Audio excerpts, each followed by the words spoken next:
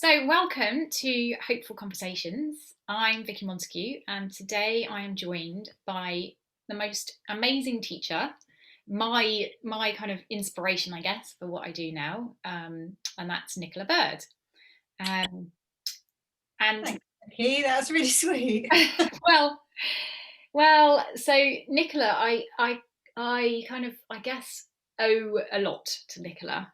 In fact, I owe a huge amount to her. Um, she's kind of the reason that I'm now doing what I'm doing and loving life so much compared with where I was when I first met her. Um, and it all became about when a friend of mine recommended that I read a book by Michael Neal. And I was in a kind of pretty miserable place, not that anyone outside knew that. Um, and really struggling and just seeking, and doing loads of self help and just, trying everything, had tried everything. Mm. And he said, "Oh no, you just need, the only thing you need to do is read this particular book by Michael Neal." And so I read it, and it was interesting, and I kind of heard something in it, and I was intrigued, but it didn't really kind of drag me in, I guess. And so I went back to him and I said, "Yeah, it was good, but I'm not sure that the only thing I ever need to read is that particular book. Like, but fair enough." And he said, "Well, if that didn't do it, I really recommend checking out Nicola Bird from A Little Piece of Mind." And I was like, right, I'm going there. Straight away I was in there. And it kind of, I was sort of a bit surprised, I suppose, because I got to her website and it said about anxiety and panic attacks, and I was thinking, well, that's not really me. I'm not anxious, and I've never had a panic attack, so I don't really get where he's Mm. going with this. But anyway, there's a free audio to listen to, and I'm in seeking mode and I need to be fixed, so I'm going to listen to it. And about 5 minutes into it, I just stopped what I was doing, and I can distinctly remember just sitting going, "Oh my gosh, I have been anxious all my life." Like everything Nicola described in that audio was was what I had experienced, and had never known what it was. I just thought that I was different or weird, or there was something wrong with me. And it was such a relief to hear that audio, Nicola. I can't tell you, and I'm sure that millions of people have told you that. Yeah. Not millions, but a lot. Bet thousands. Yeah, that is the feedback I get most from that audio, where people say to me, it's like you're in my head, you're describing my experience of what it's like to live in fear all the time. But I had no idea that's what was, like you said, I like either thank God someone understands, because I know I've been living in fear, but I couldn't put words to it, or I didn't even realize that I was just, revving my mind up and making myself scared all the time. I just thought that this is how life is. Yeah, yeah. Yeah.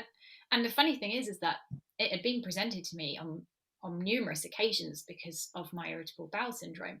Are you sure you're not anxious? And, the doctor would say, you're suffering with anxiety or stress. And I'd be like, no, no. Like, look at my life. It's amazing. I've got such supportive family. I've got a lovely job.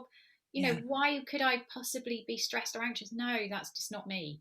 And Yeah. I had, the missing piece was that I didn't understand that it was nothing to do with my external circumstances and everything to do with what was going on in my head. Yeah.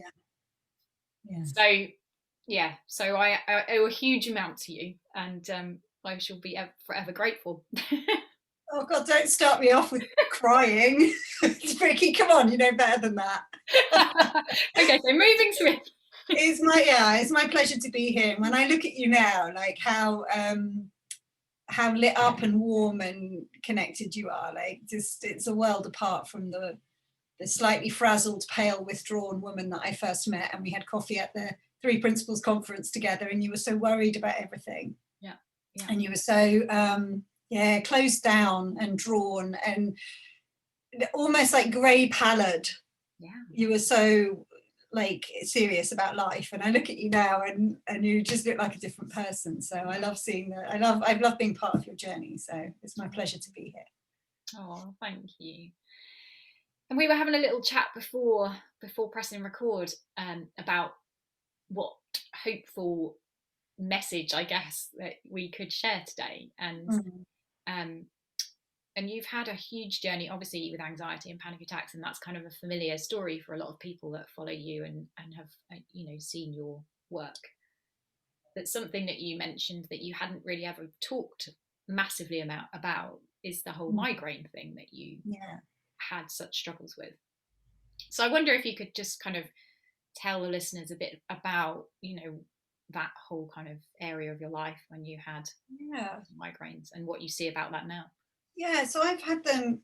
I had my first one, I think, when I was about 14, and then didn't have any for years and years and years, and actually ended up with, all of a sudden, I remember being pregnant with my first daughter, who's now 17, but being pregnant with her and being about 8 months pregnant, and suddenly being in the office at work and just felt really weird and couldn't see properly and totally scared myself.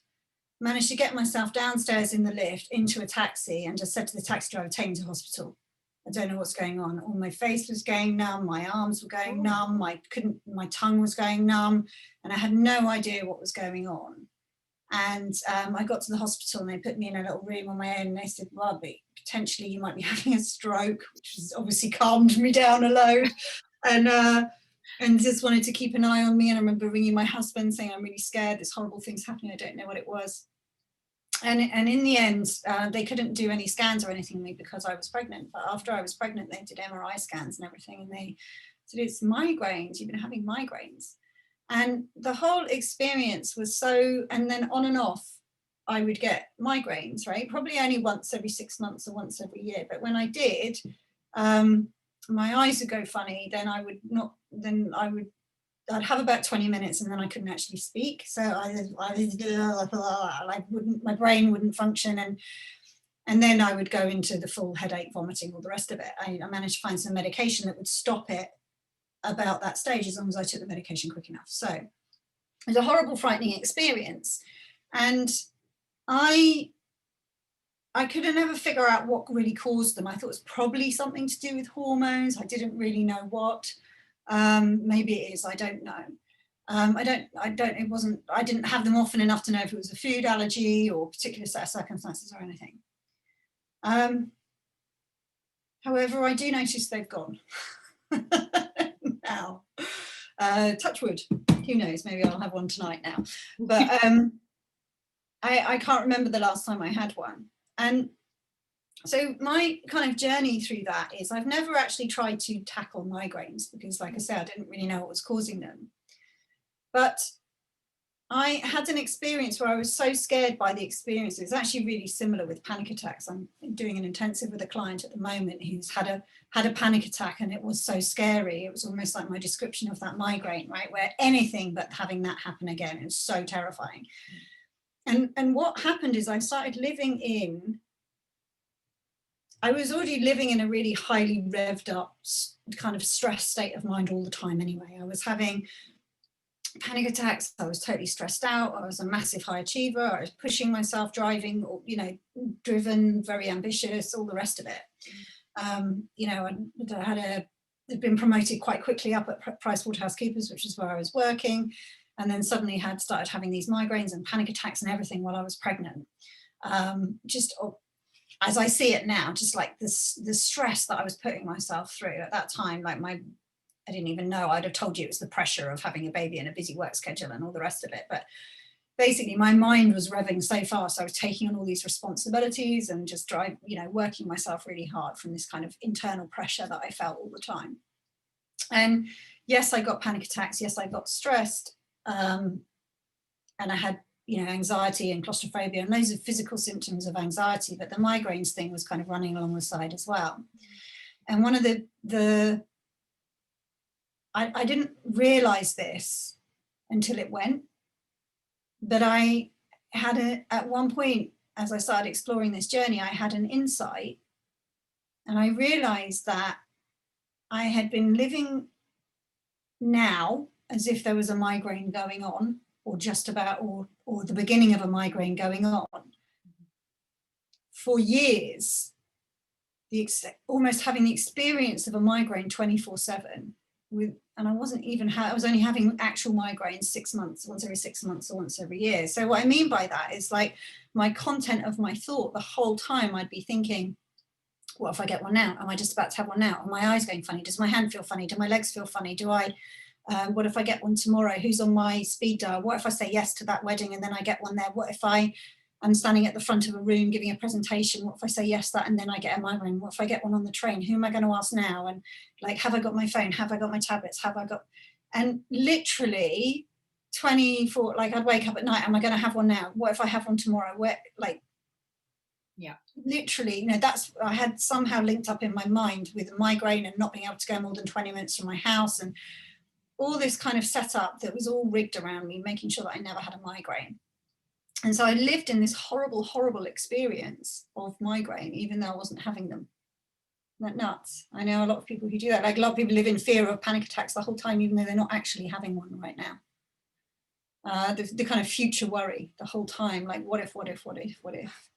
And I hadn't realized, I really was like a fish in water. Like it sounds crazy that you wouldn't realize you were thinking that all the time, but I just lived with that fear and scanning the whole time in a way that was invisible to me. I didn't even realize it was doing it. And then one day I bumped into this conversation very early on in my journey with this conversation, my kind of first in-depth weekend, if you like. Mm-hmm.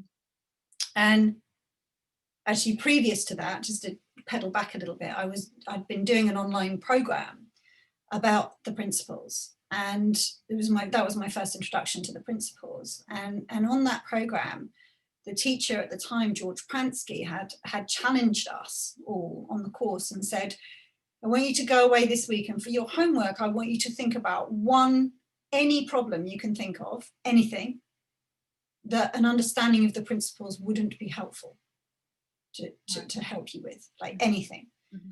And the example I brought back to him was migraines. And like, this is a physical thing. They really are painful and horrible and nasty. And so how is understanding how the mind works going to make my migraines better? Yeah. Like, I challenge you with that. I throw that into the ring, George Pransky. Like, how will you manage with that? And he gave me some answer that didn't make any sense to me. I was like, yeah, he's obviously never had one then. He doesn't know what he's talking about. And so fast forward to my first weekend, like intensive weekend, and I had an insight, which was, when it happens, I could take care of it then. And I don't know if that makes sense to people, but it hit me like a ton of bricks. Like, when I get a migraine, I could take care of it then. I don't know, it just blew my mind. Like, how had I not seen that before? And I thought about it, I thought, I always have. Every time I've had one, well, I'm still here. So I must have somehow, I managed to get myself from that top 17th floor office down into a taxi, into the hospital. I managed to get myself off a busy, crowded street in the middle of France with my 3 kids where I didn't speak the language, and somehow managed to get the kids taken care of and myself back home before I lost the capacity to speak.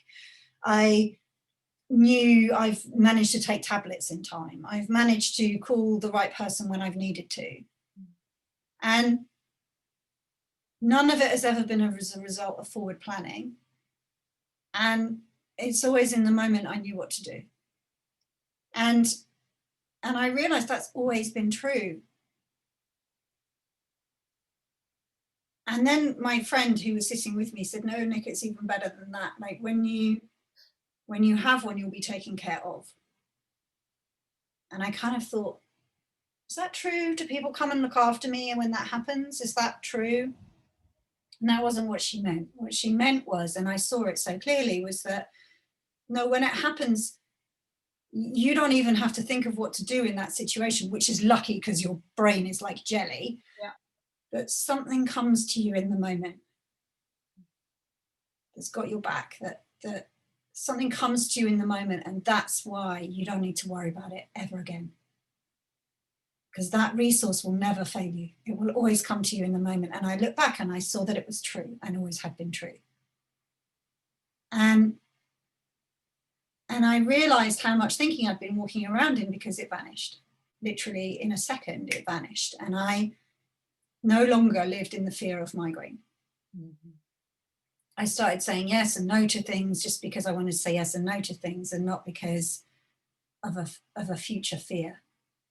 And I just was able to sleep at night. I was able to be present. I was able to think clearly. I was able, like, it was just like there'd been, you know, like when there's a really, like your neighbours cutting the hedges or something, so there's annoying whine and it goes on for hours and you kind of fade it out and it becomes invisible to you and you just don't, you don't hear it anymore, and then suddenly it stops. And you're like, oh, I hadn't realised what silence sounds like for a while. And it was like that. I'd had 10 years of, at least 10 years of living in that fear and that noise and that low level hum of anxiety about migraines. And I realized I didn't have to do that anymore. And so that was kind of like 90% of the problem of migraines. Wow. Right? So I could see why, and we'll come back to the principles bit of that, but yeah. I could see why migraines was not an exception to George's rules, right? Like where George had said, like there is nothing that an understanding of the principles can't help with. Like my experience was changed as an understanding of how life works. And I can still continue to have migraines every 6 months or once every year.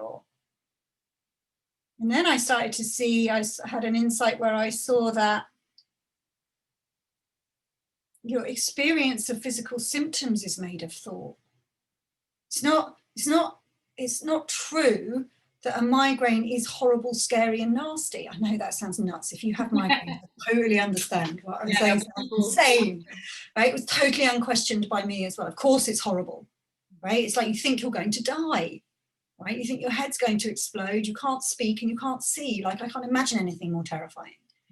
But I started to, as I explored this understanding, I started to see, well, that can't be true, because there are physical symptoms and then there's pain and then there's suffering. Mm-hmm.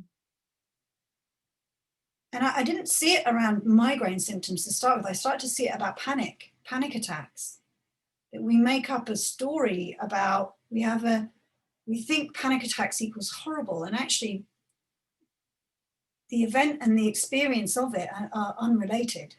There's an experience and then there's our thinking and our story about the experience. And I started to see that a bit more about anxious symptoms and anxious feelings. And then I had a migraine, and it was an absolutely like sublime experience. It's so weird to describe it, but I had a migraine and my eyes went funny, and I just calmly took my tablet and I cancelled what we were doing for the day, and I lay on the sofa and the kids came and just like mopped my brow and gave me feet massages and things, and there was none of the fear and there was none of the panic and there was none of that. It was just really calm. And I actually, it's so weird to say this, but I enjoyed it, mainly because I was thinking, holy shit, this isn't what I thought it was going to be. So you know, I got a bit of a buzz off that, but it was a totally different experience of migraine. And now I can't even tell you, like I said, I don't know when the last time was I had one, because I've stopped counting. And I used to count. I would say to you, where it's been 4.5 months now, so I've got about another 1.5 months before my next one's coming.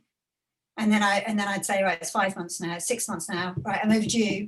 When's it coming? And I could tell you how long it was since the last one, because I'd have a mental marker of it in my mind. And now I couldn't tell you if it was a year ago, 2 years ago, 3 years ago, 4 years ago. It's very odd. So that's a kind of a long story, but it's hopefully that brings people hope, like to link back to your topic of hope. It's like, you know, even the things that you think are very real, true, solid and non-negotiable, you can have a completely different experience of. That you even the things you would put as the exception to the rule in George Pransky's program, even those are up for grabs. So for somebody who's listening who has no idea what these principles are, they sound like some sort of magic wand that will take away pain and suffering and horrible experiences. Yeah. what is it that you heard in those first sort of sessions, courses that you did, that helped you to see that these principles applied across everything? So what did I see with regards to migraines, or what did I? Yeah, like how is it that how can it be that something, you sort of touched on it, that there's the experience and then there's our thinking about it. Yeah, so I guess a couple of things. So that first insight where I saw that when it happens, I'll be taken care of. I up until that point, I had it set up that life worked, that there's me and then there's my thinking, and my thinking sorts out problems, and it creates solutions, and I need to think hard about stuff and then I can figure it out. And there's me and my thinking, and then there's other people, and then there's things obviously in the world in front of me that I can see, and that's it. Yeah. And by the way, don't come near me with any of your woo-woo shit. I'm not interested, right? How's that going to help me get ahead faster? I don't think so, right? So I was not interested in anything other than the world of form. Yeah. I wouldn't have described it that way, but I was interested in the contents of my thinking, and I was interested in the stuff in the world. I was interested in my kids and how they were doing, me and how I'm doing, my business and how it's doing. Very practical, very pragmatic, very, very like, here's the world, now navigate it. Yeah. That's your job. Yeah, it's up to you. Yeah. Yeah, if it's going to be, it's up to you, and there isn't anything else. I didn't even consider there isn't anything else. It was unquestioned by me. I just walked around in a world that looked like it was all form. Yeah. All things, tangible things. Yeah. And thinking, and me creating thoughts and thinking stuff and coming up with ideas. And so if you want to be okay, like if you want to deal with migraines, which are a real thing, need to have some really good strategies, real things that you can do to mitigate the disaster that is when that happens. Yeah. Yeah. And so what happened as I bumped into this conversation about the principles is that it was like if you imagine if I had a flip chart, I draw like a line on a piece of paper, in my diagrams, like a line on a piece of paper. I'd been living above the line in this world of form, in the world of real things and real stuff. And when I bumped into the principles, I suddenly found out that there was something below the line. Don't ask me what, but there's something below the line. What is something other than me and my thinking and my first glimpse of that was the concept, no, when it happens, you'll be taken care of. I suddenly saw that thought comes to us from somewhere else. In a way, was the best way I have of describing it. It comes to me, not out of me. I'm not doing that. If I'm not doing it, what the is doing that, right? And I was just like bamboozled. Yeah. It does not compute with my logical mind, right? Like what is that? And that's what got my head turned. And as I went on then to explore, I learned and I saw that there is a formless energy behind life that contains a wisdom and an intelligence and that guides us in the moment and only in the moment, always has, always will, and is available to every single one of us, no matter, even if you're in the middle of a migraine, even when you're having a panic attack, even when you're totally caught up in the thought, and even when you're peaceful and receptive to it. There's something other than me and the contents of my mind. I totally had never considered that before. And so I guess what I was introduced to at that point was this concept of the principle of mind, that there is an energy behind all life, all things, a formless energy from which all the form comes. That life wasn't all about the form. There was a spiritual, and I don't mean a religious, I'm not religious at all, but there was a there's a spirit, there's like a non-tangible, invisible energy, I like to yes, something behind life that I had not had any appreciation of before. And so what I saw was that I was talking to a client this morning, and I was kind of trying to describe that my whole life up until that point had felt like there's a hole in my soul and I need stuff to fill it. So I need to buy more stuff, and I need to make more money, and I need to do this with my kids, and I need to lose weight, and I need to constantly be stimulated in my mind. Like I need more, I need more, I need more, I need more, I need more, I need more, I need more, which leads to burnout and migraines and all sorts of stuff, right? So I had this like people as well. Yeah. Interject there that actually that's most people's experience. Yes, completely. Of needing. Completely. And so it's like we go around like with this feeling of lack and wanting, but we're not even aware of that's what it is. But underneath everything we're doing is this feeling of insecurity and lack and wanting. And the best way I had described is like a hole in my soul that I was going into the world of form and then trying to fill it, but it was incredibly unsatisfying because it doesn't work that way. But it didn't stop me trying for 40 years, right, to fill it with stuff from the outside. And as the teachers that I was listening to started to point to this space, this formless, intangible space, it started to fill up the hole from underneath. So then it filled up the hole from underneath. And so there was no hole to fill. There was no insecure hole to fill. So all the need to get all the stuff and be driven and ambitious, and like there was no need for it because the hole was already full of something deeper and richer and more substantial and constant and never changing, and never came with a feeling of lack or discomfort. Or it's like I went out into life already full. And that was really different from going out into life trying to find stuff to feed myself with. Like it's like night and day. So I still went out in the light in world, and I still do stuff. I create stuff, I make stuff, I have relationships and friendships, but I do it from a place of being already full. So that understanding of suddenly getting a glimpse of there was something other than me, that's the best way I have of getting introduced to this idea of the principle of mind, this essence, the energy that's in all things.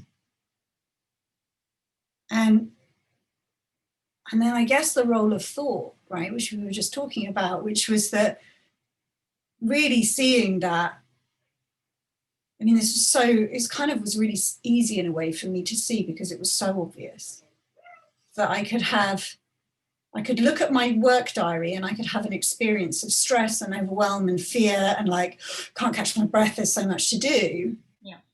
And the next day I could look at the same diary and be so grateful. Yeah. And feel so happy that I get to do all this stuff. Yeah. It's the same diary and a completely different experience of it.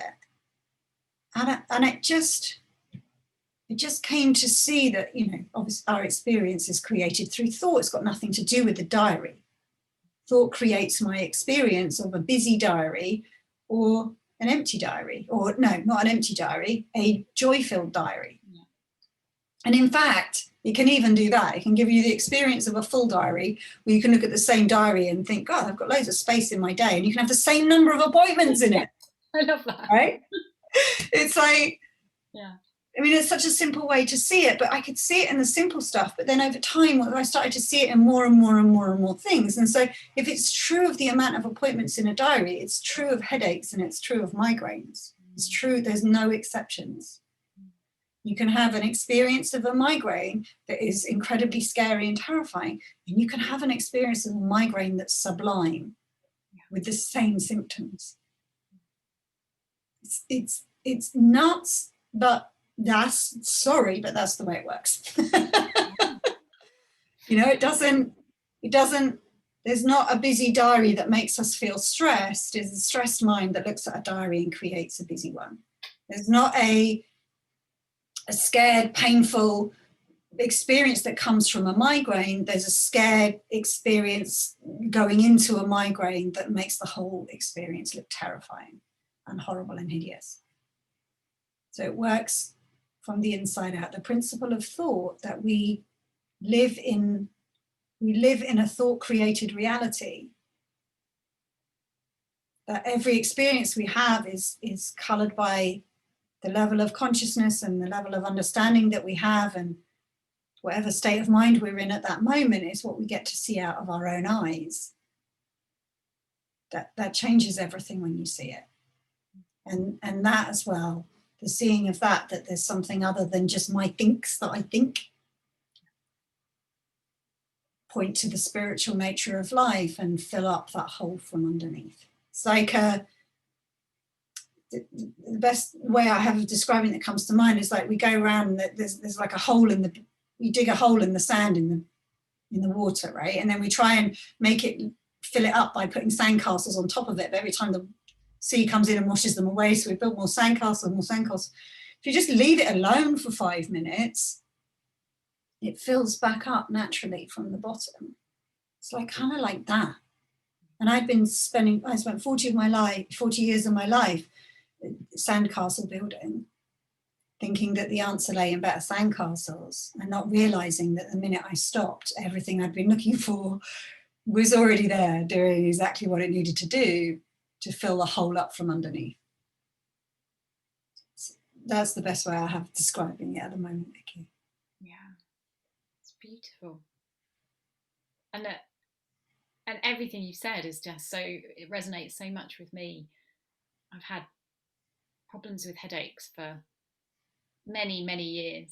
And one of the things over the last sort of 6 months or so that I've seen is like that I can struggle with that, and I can fight against it, and I can get the headache, and I can have a lot of thinking about it and resist the pain and think about the pain, or I can be with the experience and just allow it. And that's a completely different experience. It's like without me adding meaning to the headache. It's just a headache. It just is. Yeah, and the severity of it changes as well. So like I found out yesterday that I've got cataracts in my eyes, and I knew my eyes were going a bit funny, but I've got cataracts in them, and so I'll probably need to have an operation next year, because otherwise I'll lose my sight. And so I knew there was something wrong with them, but I didn't really know what it was. And I had a hospital appointment yesterday, but it's really funny, like before that hospital appointment, I kept seeing the shadows. I'd keep testing my eyes like this and scanning to see, can I see properly? Can I not see? Is there something more serious? Like, what's it going to be? Like, what are they going to tell me? And I was scaring myself with thought and creating, like I could hand on heart tell you that there were more dark shadows in my vision in this eye yesterday, right? I had the appointment. They said it's cataracts. It's not a massive brain tumor or whatever else I'd been creating in my mind. And all of a sudden I can just kind of see okay. I'm not thinking about it anymore. I'm not looking for all the symptoms anymore. I've stopped scanning. My mind's at rest because I know it's not something more sinister. And so I'm kind of okay with it. But I could also think myself up a thought storm about that as well, like an eye operation and, potentially losing my sight, and what does that mean? And why can't I ever see? And blah, blah, blah, blah. I could, and sometimes I probably will. Yeah. But you don't have to. Yeah, and that's it, isn't it? That's it. I could lose my sight, or slowly lose my sight, and that could be a massive problem, or I could slowly lose my sight and it could not be. And I know that sounds nuts, but that's been my experience over the course of the last 24 hours. So anything's up for grabs. There are no exceptions. And there aren't any. And that's exactly it with the headaches. As soon as I've kind of accepted that there's a headache, it's gone before I can kind of turn around almost. It's like that I'm not adding anything to it. It just is. Yeah, and I think this is going to be such a helpful video, Vicki, to people who go, yeah, but my problem is real. I have had my legs amputated, right? I do get migraines. I have got panic attacks. I have got cancer. That's not thought, that's real. That is. And it's like, whatever the circumstances, there is nothing that cannot be had a completely different experience of through an understanding of how the mind works. You can have cancer and suffer, and you can have cancer and have a completely different relationship with it. And you already do, right? You can have your lower limbs amputated and have different experiences of that. You can have a diagnosis of a terminal illness. And, you know, I spoke to so many people when I created my podcast over on my website. People would say, yeah, but what about this? Or I'd go and find someone who had that experience, and I'd go and speak to them. I'd say, all right, tell me, what about this? This seems domestic violence. That's not made of thought. That's real. Tell me about that. And I would hear how somebody's relationship to that changed so much as a result of this understanding, that I was like, I've seen enough that everything I thought was an exception isn't, that I'm kind of suspicious that anything I think is an exception is. I know I'm probably wrong. I just haven't interviewed the right person yet. Yes. You know, but you see it enough times, and then you start to go, oh, hang on a minute, this is a principle. It's always true. Yeah. You know, it's not that there are certain circumstances that can be helped with an understanding of the principle. It is a principle that we are creating our experience of anything and everything through thought. So it's all up for grabs. Yeah, and even that in itself is hopeful, isn't it? It's like, okay, so much so. Yeah, but this is it. This is how I see it right now. But that doesn't have to be how I see it in the next moment or the next one, or, you know, that possibility that our reality can change completely in the change of one thought. Yeah. And we don't even have to do anything to make that happen, because it already is. Yeah. It already is. Like, the amount of us that have had, like, oh, I hate lockdown, I've had enough, and then oh, lockdown's pretty cool, actually. Like, in the space of the same day. Yeah. Coronavirus is going to be the end of, you know, Earth as we know it. Coronavirus is going to be the end of Earth as we know it. It's like either experience can come through thought. Like, none of them are true. They're just temporary creations in that moment, believed as if they're true, brought to life through the principle of consciousness, so they appear to be true. So in the moment where lockdown looks dreadful, lockdown is dreadful in our experience. It is. It's not just thought. It is all and everything in our experience. And then in the moments where lockdown is actually okay, it's not, oh, it's just thought that's telling you that. No, that's actually your experience in that moment. It actually is okay for you in that moment. It is. That's the power of thought. So there aren't any exceptions. And I know potentially people might get angry at that, because their exception is so close to their heart, it's so meaningful, it's so important. It's so, you know, it's a bereavement, or it's a divorce, or it's a bankruptcy, or it's a health problem. And it doesn't, I don't want anyone listening to this to think I'm being dismissive of any of it, but it's that there is a different experience on offer if you're willing to look and get curious about, what if I'm wrong? That's all you need to ask. It's like, what if I'm wrong? Yeah. What else is there I could see about this? Yeah. See, that's the other thing that I've learned, Vicki, is like, oh, I'm wrong about everything. Because I have thoughts and then I believe them, but none of them are true. So therefore I'm always wrong. I don't know anything. I really don't. Like, I really think I do, and then I realize that I don't. And so it's not even what if I'm wrong. It's like, well, I know I'm wrong. Yeah. So what else you got? Like, show me something different, right? Like, chances are I'm wrong here. So What can I see? And with that, you have an open mind to being surprised. Yes.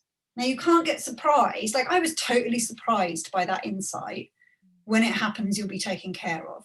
I'd never considered that before. I'd never entertained that idea. I was totally surprised by that idea. And that's how insight works. It surprises us, right? It's not in our already known. So if you want to be surprised, you have to put down all your expectations for what you think is going to happen. If you think you know what the surprise is, you kind of, like if you think you know what if you think that there's a surprise party planned for you, then you kind of do your whole day in a particular way, thinking you know what the surprise is, right? But it's not really a surprise then. I'm not explaining myself very well, but if you want to be surprised, you have to put down everything you think you know about how the day's going to run, and just see what pops into your world that you weren't expecting. And that's the way that insight shows up. Yeah. And that's not being busy in the head trying to work out how to deal with something. It's exactly what you say. It's the letting go of that and seeing that there might be a different way to see it. Like it's being willing to not be wedded to what you think. Yeah. It's being willing to not be wedded to, no, but this is the way it works. And be willing to go, well, maybe I don't know anything. Not because I know better than you, because I don't know either. No. but I know that when I would argue for my weaknesses, when I bumped into this conversation, I was like, no, don't take away my mojo, because that's my strength and my speed and my implementation. That's all my busy mind. They're all my assets. And I would really argue for that. Like, of course I'm in control of my life. Like, of course I am. I'm a go-getting, doing, action-taking. I've created all the results so far in my life. Of course I'm in control of my life. Okay, it was unquestioned. It was just, it's like someone saying to me, well, that's not a phone case. I'm like, well, yeah, it is. It's like it just looked like it's unarguable that's a phone case. Don't tell me it's not a phone case. But it was like I was sitting with my coaches and it's like they were saying to me, no, you've got it wrong, that isn't a phone case. And I was really argued for my phone case, right? And then eventually I heard something different, and it was like, well, I know it really looks like a phone case. It feels like a phone case. It acts like a phone case. It's a phone case. You can look it up on the internet. It's a phone case next to it. I mean, what if I'm wrong? Yeah. Because that person sitting in front of me telling me it's not a phone case, I don't know what they're saying, but I know they see it differently from me, and they are happier than I am. They see something that brings them immense peace, and I know what they're saying is nuts, because quite frankly, this is a phone case. But they're really adamant that it's not. So what are they saying? Yeah, I love that. That, like, I know it looks real. It really looks real. It really, really looks real. That's the power of thought. But it probably isn't. Yeah. Or even just the what if it isn't, because what if it's not that way? Yeah. It's a kind of gentle sort of, well, okay, let's have a look and see. Yeah. Yeah, well, it opens up, like if someone, I know you'll get loads of emails for going, well, what was Nick on about, banging on about? That's not a phone case, it is a phone case. I'm using it as a metaphor, right? But it's just being willing to say, I have thought this is a phone case my whole life. And I'm curious, because if it isn't, then what? Yeah. And now I'm in a space of curiosity. Now I'm ready to be surprised. Now I'm ready to open and to listen and to hear something new. But unless Sid Banks would talk about this all the time, if you need to empty out of all the old thoughts that we cling in order for something new to come in. And it might look as weird as, I remember Michael Neal saying to me once, but when I was moaning about my kids and them being on holiday and what was I going to do with them for 9 weeks when they were on school summer holidays, and it was going to be dreadful, and I knew how many days, 53 days left before school holidays, and I just didn't know what I was going to do with them because there was this big empty space, which I hated big empty spaces. What, and you said, well, all that would be fine and well, Nick, if there was such thing as school summer holidays. So what? Of course there's school summer holidays. Look, here they are on my diary. Everyone knows there's school summer holidays. Of course there are. And he said, well, what if there's not? And I just blew my mind. And I just thought he was nuts and kind of finished off the call. And over the week, I came to see what he meant, because I was open to seeing something new about it. He surprised me by challenging something that I had thought was real, solid and true, to see that that too was made of thought. So cool. Yeah, so cool, so weird, so counterintuitive. But if you're willing to have your mind messed with, it's the most rewarding conversation you can be in. Yeah, I love that. Yeah. You just leave that. If you're willing to have your mind messed with, then come join us. Yeah. If you're willing to kind of have your world rocked and realise that everything you thought was true isn't, more gently maybe than some of the things that we've seen, but yeah, it's not something we need. I see that I'm wary about saying that, because I know when I was really struggling with anxiety, I had such a tenuous grip on sanity. Yeah. I felt like I was like, please don't take away all my framework of beliefs, because believe me, that's all I've got, otherwise I'm going under. So we're being a little bit flippant by saying we'll knock all that framework away. It's not. It's like there's a gentle curiosity that finger by finger allows us to lift our hands from that framework and see that we're fine, and we always were. Yeah. And the fact that will happen at the speed that is perfect for you. Yeah. Not like you say, it's not like everything's taken away from you and you'll suddenly don't know what anything is. It's never like that, because it could never be like that. Well, I think that was Sid's experience. Well, yeah.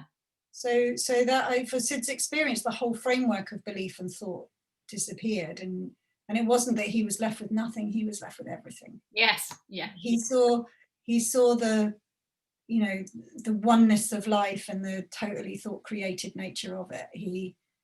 His whole framework was whipped away in 3.5 minutes.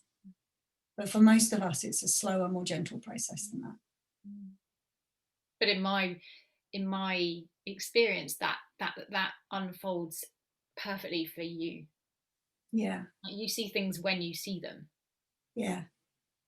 That's the right. Most of us have a impatient time scale. Yeah. Like when am I going to get mine? I don't see what you've seen. When am I going to get mine? How long did it take you? That's a question I often get. So that's got nothing to do with your willingness to look. Like, I was pretty unwilling to look. I was pretty wedded to my beliefs. I had a very fast, busy mind. I was unable to hear. I had a lot of ideas about what I thought this conversation was, what it meant, where it was going to take me, what I had to do to get it. I was quite a slow learner. And there are some people that listen for 20 minutes and it changes their lives. And some people, for me, I'm on a lifelong journey of seeing this, of having that framework of beliefs like crumble away, sometimes in big chunks and sometimes tiny little bits, and sometimes staying the same for a while. And sometimes there are new frameworks that get built on, which you then see you've made up as well. And the whole thing is like, for me, this is a lifelong journey of exploration, because there's such richness to it. We can just see truth more and more and more deeply as we go, and it just gets more and more gorgeous. So yeah. Well, what a beautiful place to end, I think. Yeah. That idea that it's never an ending seeing of difference of a different way of experiencing. Well, it's an ever more deepening seeing of truth. Yeah. Beautiful. Thank you, Vicki. Oh, thank you so much, Nicola. And if people would like to work with you or find out more about you, how can they get in touch? Or yeah. Well, they can go to a littlepeaceofmind.co.uk, where I've got lots of resources, and obviously you are there as one of our Little Peace of Mind practitioners.